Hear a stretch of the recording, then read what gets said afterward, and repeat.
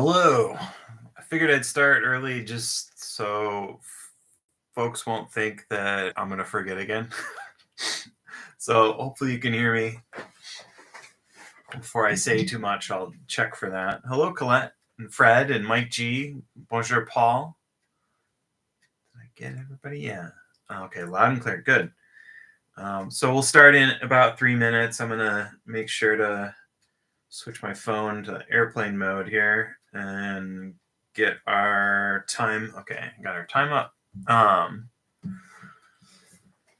So you actually, I think most folks here are getting. If you aren't getting my email reminders, I'm sending them like the day of. Oh, hey, Jedi Jess, first time, welcome. So if you aren't getting, I'm toying with sending reminders on Sunday, like Sunday, and then also, or having my link created and have it sent on Sunday, and then also reminding again on Wednesday. I forgot to post on my Instagram today, but if you want to get an email reminder from me, and then sometimes I throw items in that I'm interested in, or links or videos, things like that. Welcome, Bill B. And Ruth, of course. I include those in emails along with the link to whatever the latest thing is. Hopefully I remember to show up for it. A couple folks I've been sharing this idea that like Gen X is getting kind of sandwiched by family tech support. So you have sort of parents and sort of extended family, aunts, uncles, things like that are asking you for technical support. And then you've got kids that can't get things to work. And so Generation X seems to be like trapped in the middle of that, like some sort of weird technical sandwich problem. So I don't know why I'm doing this, but maybe it's more like the technical sandwich this way. But so last week I was in a full-on blood feud battle with Alexa, and I can say that here because I have nothing that will turn on and start trying to do things. And I thought for sure, I was going to get it working, and then I just my mind just completely obliterated the idea that I had something on that day at all. So yeah. So that's a little bit of the background on that. Yeah.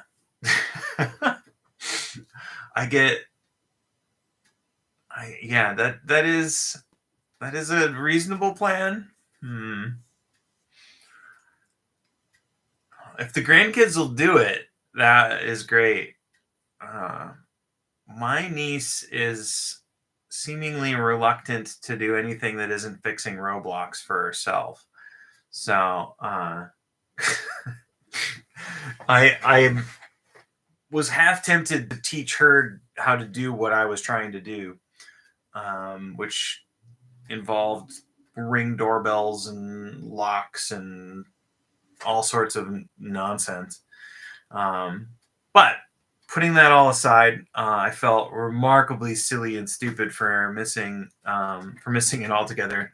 And then I wanted to make sure that I sent something out so folks would know that everything was okay. It was just complete absent-mindedness. But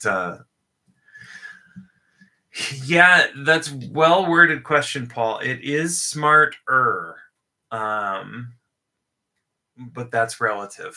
So the baseline things I needed to get working are working, but for the love of God, I can't get Alexa to reestablish some of the integrations that happened before the internet was updated. So, and it's in that weird in-between zone where these are all peripherals, so your internet provider isn't necessarily going to help you with them.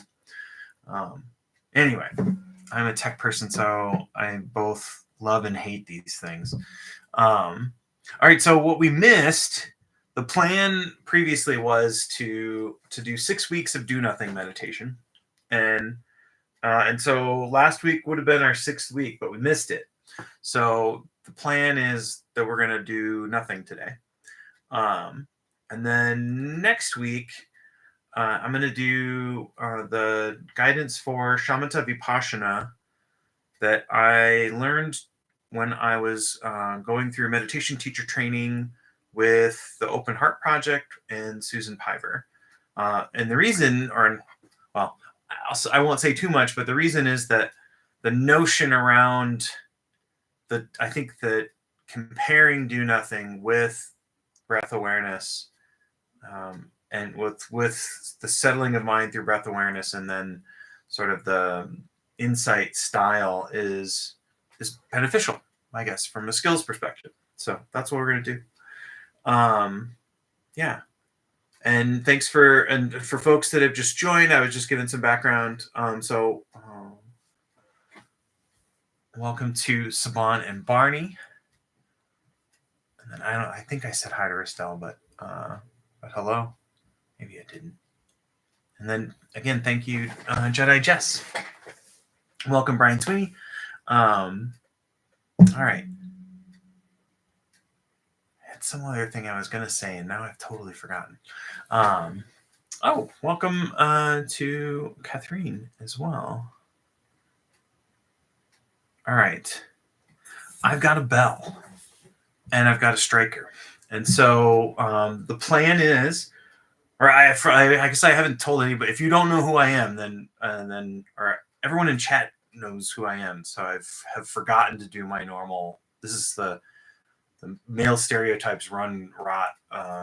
So I'm Andrew. I'm a mindfulness meditation coach, certified in the Unified Mindfulness System. Yes, mindfulness, whatever. And by trade and training, I'm a software engineer. I am a frustrated family tech support person as well. And I am going to guide a 25-minute meditation for you with light guidance. And the notion here is we're going to do nothing, or we're going to do the do nothing technique, which is part of the family of techniques that Shinzen Young encompasses in Ultra, which is his unified library of attention training. These are all techniques for training the 3 skills: concentration, clarity, and equanimity. And then most of the folks here are familiar with Jeff Warren, and Jeff Warren adds a 4th skill, and that's the skill of care. So anyway, underneath everything we're doing, we're really, in essence, training those skills. So even when we have a sit that we don't necessarily feel like is a good meditation sit, we're still refining those skills in some way. And I take solace in that, even when I'm having a sit that doesn't feel great, that ultimately I'm still training the skills. And maybe when I'm not judging myself, that's an application of care, self-care maybe, but an application of care nonetheless. So what to expect, we're going to do, like I said, 25 minutes. I'll set up our posture and such at the beginning, be relatively quiet and on your own, and then I'll drop in maybe in the middle of that time to offer a few things.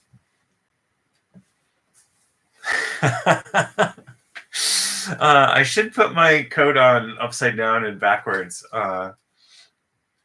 If you remind me, I will tell you my disappearing meditation teacher story, which Jeff's departure reminded me of on Sunday. So if somebody reminds me after, I'll add that, but I don't want to delay our start anymore. All right. That was the easiest thumbnail to decide on last week. So I almost feel like it should be like the default thumbnail from now on. All right, enough with that. I'll invite the bell and we'll sit together for 25 minutes. Thank you for coming. I appreciate everyone showing up live and on the recording.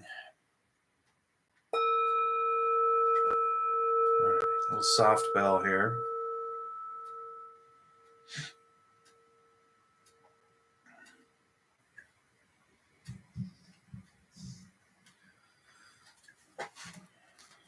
So with all the sits that I guide, we begin with establishing our posture.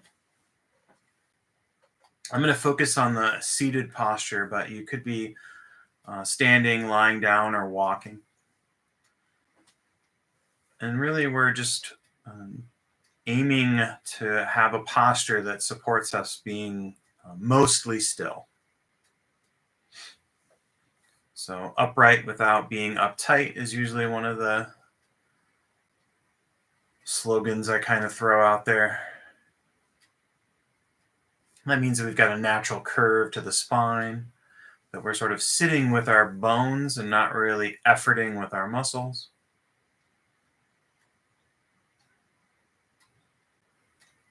And then just sort of getting an idea of like, what's my inner weather?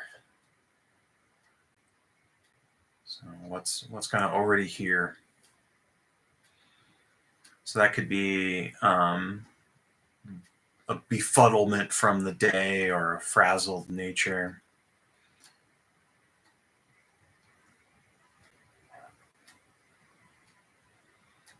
Maybe there's some tension in the shoulders or the jaw, around the eyes. So again, we're not sort of chasing the tension away, we're just noticing it. Kind of offering a bit of an, oh, hey, acknowledgement.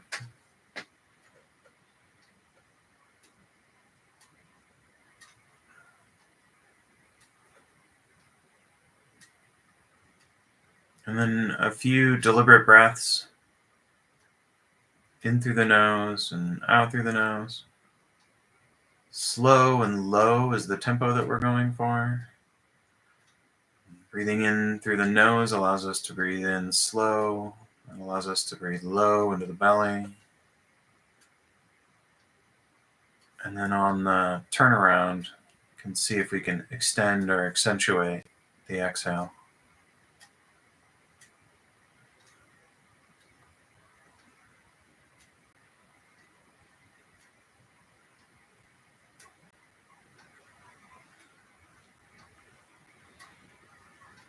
Not to heap any expectations on our experience, but you might feel a bit of a settling after a few breaths.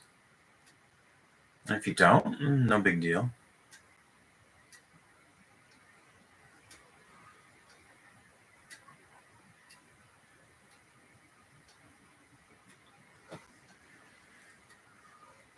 So again, the do nothing technique is really about kind of allowing our attention to roam,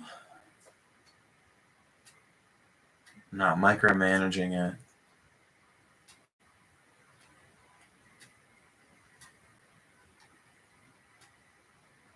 And a bit of the behind the scenes is that we're accepting our experience as it is.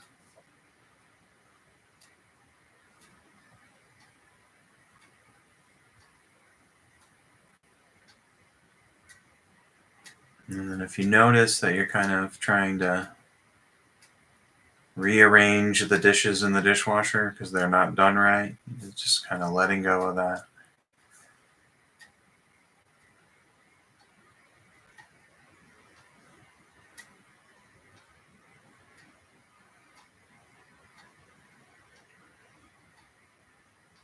And the last little frame I'll offer is this really kind of just sitting with a sort of open awareness,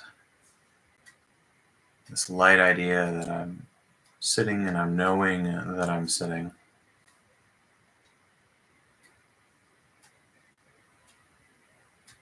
So I'll let you explore on your own, and I'll check in a bit.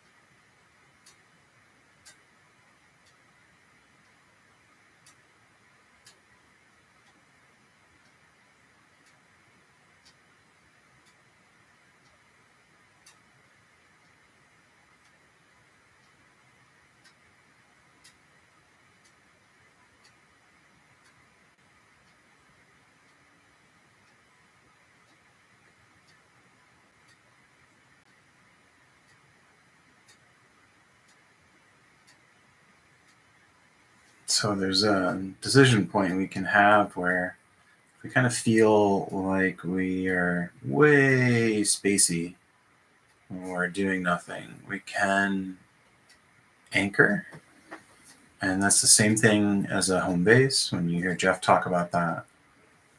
And could be anchoring on the breath for a bit, seeing if we get a little bit of settling, and then kind of release back to do nothing. Or again, your choice. You could stay the course with just working with your anchor, with your home base.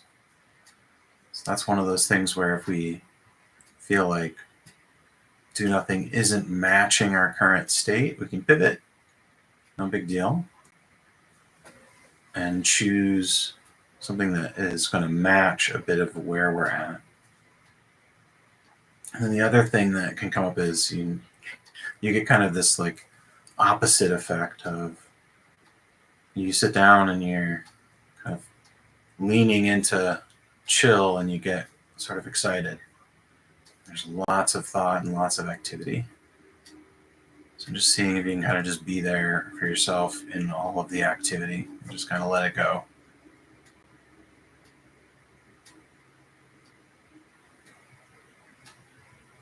And the last thing I'll offer as a suggestion here is just tuning into the posture, checking in to see if you're a little bit off, left to right, settle back in.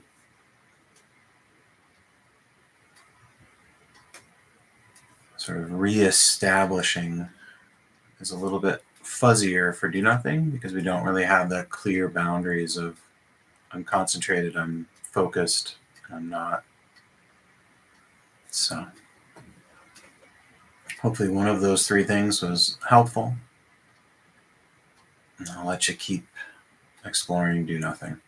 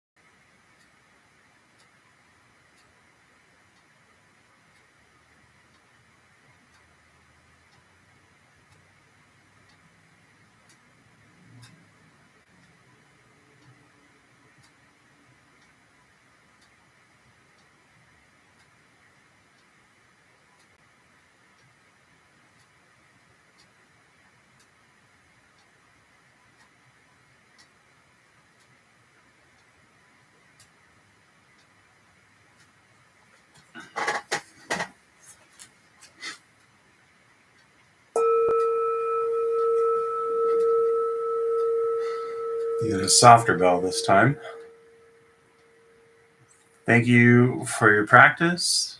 Thank you for showing up for this today, live or recording. Thank you for showing up for yourself. Appreciate it very much. If you have any questions or comments, reports, you can put those in chat. And then again, the plan is do this again next week, but I'll do more of a Chamata Vipassana style, which is sort of guidance up front and then leaving you kind of on your own. Again, similar, so that we've conditioned ourselves a little bit of do nothing now. I think that's a reasonable thing to dip into and play with. You're incredibly welcome, Mike and Bill B, Paul. So, okay, so there's my introduction to was okay. So it was perfectly soft. I'm the altar boy. The former Catholic altar boy in me loves to ring a bell. I can tell you that. So I have a tendency to strike them with a little more force than necessary.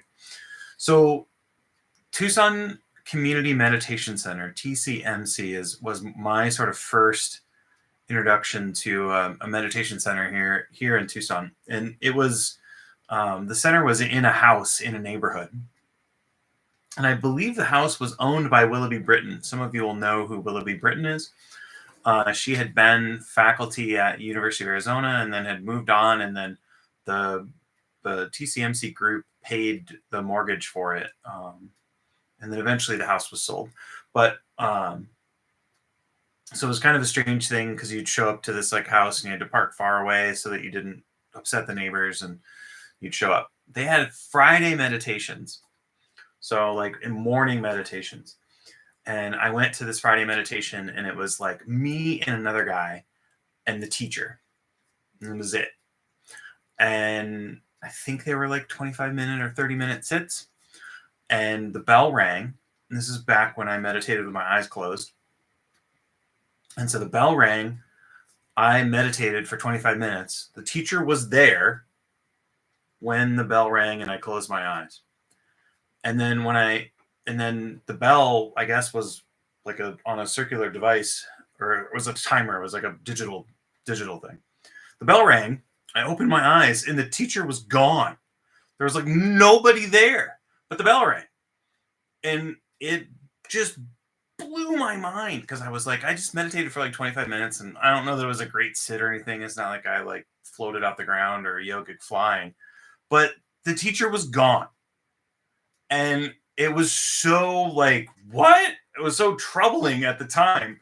And it was a bit like that where Jeff's there, he rang the bell, and then all of a sudden there's just a multicolored fluffy jacket. And if you didn't hear him move away, and you opened your eyes, then he's just gone. Then he was back. But thankfully he was back by the end of the meditation and everything else. But it reminded me of that experience. And I thought, I'm like, wow, this this teacher is like next level emptiness. Like, he's just gone. Like, where did he go? And it was a house. So I guess without me hearing him, the individual the teacher got up and left and went to the other part of the room or other part of the house and was there. But I legitimately never heard any of it. So it was so wild. I did go back, but it was probably this was a Friday morning meditation, and that's a very good question. Did I go back? And yes, I did go back. I actually meditated at the center for all sorts of different non-residential retreats and everything else. The Zen Sangha that I sit with was a tenant of the TCMC at that location. So every other Saturday there was a thing there. I think I was there for a number of other things, but I only went to a few of the Friday morning meditations. I worked at the University of Arizona, and it wasn't too far from University of Arizona, so it was just silly. That house is also where they did the precepts, where I received Zen precepts. That's when I was officially became Buddhist. But yeah, so it's just so like, and thank you for thinking that it was me being in the zone, Fred. I was thinking of it as that this teacher is like super ninja, like, moves swift and you can't even hear them. But they were like, in their 70s or late 60s, early 70s. So it was not like I necessarily like I expected them to be like this like spry ninja. But yeah, anyway, so that came up for me. I was just on Sunday. So then, and for those that don't sit with us on Sunday, you can come to the Do Nothing Project on Sundays. It is 8 p.m. Eastern. Gosh, is it? Must be 8 p.m. Eastern, 7 Central, 6 Mountain, and 5 Pacific. Has to be it. Yeah, and see the recording. Yeah, I should probably. I'll throw a link to the recording in the doobly-doo, the description thing for this, and so then if you are, because when the folks watch the recording of this, they don't see the chat because I don't do the chat replay, which I think is the right decision. If it's not, you can always email me and I can reconsider. But anyway, so if I'm talking about this, the link to Do Nothing Project from this past Sunday is there. Just hilarious. Yes, a shag, multicolored shag jacket is it's worth it alone. I was impressed that Jeff was able to hold in the laughs. There is a beautiful absurdity to everything that happened during that sit. Like that really is kind of the whole. What's the term that? It's the whole. It's I think that's actually the name of one of John Kabat-Zinn's books, The Whole Catastrophe. But yeah, so all the things there. I didn't know that Jeff was in a walking boot, so that's another aspect to it that I didn't realize. So thanks again for everyone who came live, and then also I see you people watching the recordings. Thank you for yes, Full Catastrophe Living. Thank you. Yeah, and not the whole catastrophe, full catastrophe. There we go. That feels better. And then I was going to say thanks to the people in the recording. I do see the bump for folks on the recording, so thank you so much for that. We're rapidly approaching the top of the hour, just 4 or 5 minutes away. And then still trying to find a way to do like a pilot thing with Ralph. And that's the one other thing I think I was going to give an update on. So Ralph Andradez, as some of you know, has filled in here on this here meditation channel. And Ralph and I have been talking about doing kind of like a coach's corner or a mindful coach's corner. I think Ralph is like beyond mensch, and like Ralph hopefully will be like a super famous meditation teacher at some point here. Anyway, anything I can do to help people get access to Ralph, I'm looking for. But yeah, so that's one thing that I mentioned 7 weeks ago. And so we kind of have a provisional idea for just some like open questions, and then me being kind of like the bumbling person with too much of an ego talking about some of the things that had come up. Yes, perhaps a Christmas Ralph. But not Ralphie. And then I put this in the reminder email. I'm still working on the clock. I don't think Dre is here, but somebody had asked me about what the heck is the Wabi Sabi clock, and I think someone on here had said that the clock, the irregularness of the clock, was part of the charming quality of the clock, and that's I think how we ended up with calling the clock that's audible the Wabi Sabi clock. I think I was reading the Wabi Sabi book at the time. Maybe that was a little bit of projection. I think that's probably everything. To my knowledge, Jeff is your meditation guide on Sunday, and I think that's it. Yeah. Again, thank you so much for the emails, for folks asking if everything was okay last week. Super appreciate that. Have a great rest of your I don't know when the 12 Days of Christmas start. I always wonder that. Uh, but yes, it is a good reference to Scott Fargus. And I didn't realize that Scott was spelt that way until recently. I saw a picture of the now and then of the cast, and somebody had spelled Scott that way, and I didn't realize that. So, for Christmas Story, for folks that may not be aware, now I've lost my train of thought, which is okay. When does the 12 Days of Christmas start? I don't know, but at some point, I always think about that because I always want to post the Mackenzie Brothers 12 Days of Christmas. I think the 12 Days of Christmas start on the 10th, but I don't know for sure. Yes, filmed in Toronto. There's a YouTube show about all of the filming locations for Strange Brew. Strange Brew had it's now been 41 years since they filmed Strange Brew, which is crazy. All right. So yeah. Happy holidays as the holidays begin. Batten down the hatches. And I will see you on Sunday in chat and Wednesday here next time. Bye.